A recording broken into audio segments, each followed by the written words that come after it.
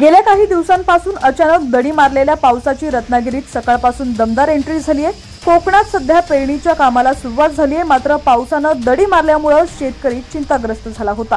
पेरणी केल्यानंतर कोवळ्या भात रोपांना पाण्याची आवश्यकता असते।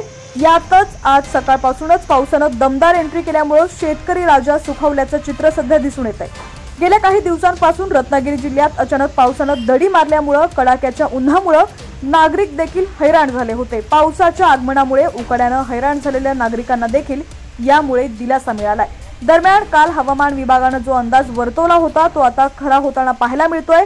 कोकणातील अनेक भागात पाऊस आपली दमदार एंट्री लावणार असल्याची हवामान अंदाज वर्तवण्यात आला होता। तो अंदाज HPN मराठी न्यूज चॅनलच्या माध्यमातून देखील लोकांपर्यंत पोहोचला होता आणि या ठिकाणी तुम्ही पाहू शकता अचानक दडी मारलेल्या पावसाची रत्नागिरीत सकाळपासून दमदार एंट्री पाहायला मिळते। दरम्यान आता राज्यातील तुमचा जिल्हा कोणता आणि तुमच्या जिल्ह्यातील हवामान कसं आहे कमेंट सेक्शन मध्ये नक्की कळवा।